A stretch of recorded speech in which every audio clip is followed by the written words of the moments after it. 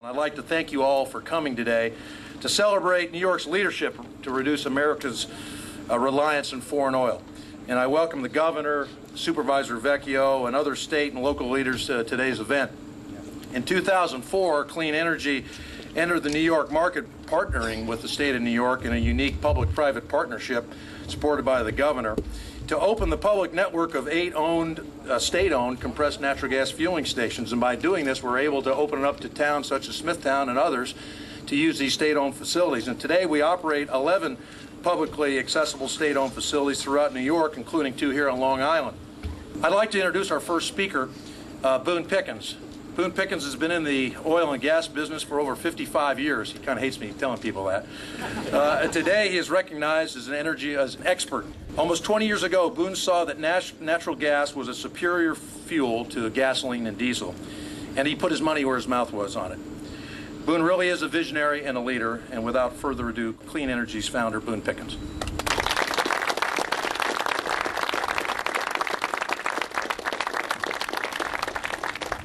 We have been in this business, started in 1988, and Andrew and I started together. And I always open with that it's cheaper, the fuel is.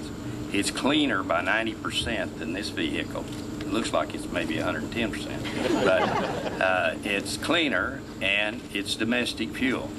And the Governor and I have talked about this at length. What do we do about continued imports of oil and diesel, gasoline into the United States? We're up to about 60% of what we use every day. And the best fuel to replace that is natural gas, for the reasons I said: cheaper, cleaner, and it is domestic. It's, you know, when you get down to it, to make a step like this, it does require leadership.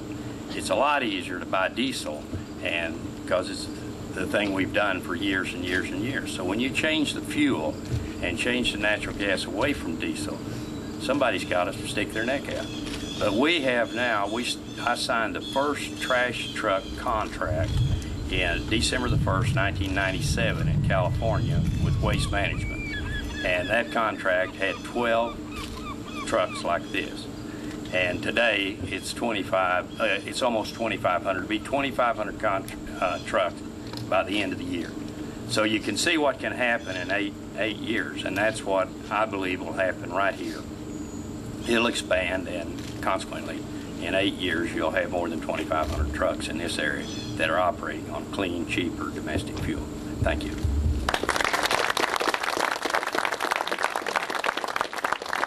Boone, thank you.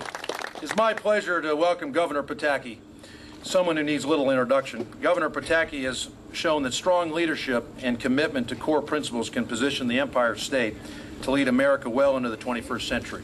He has recognized the importance of energy as a factor impacting New York and our nation's future economic and national security.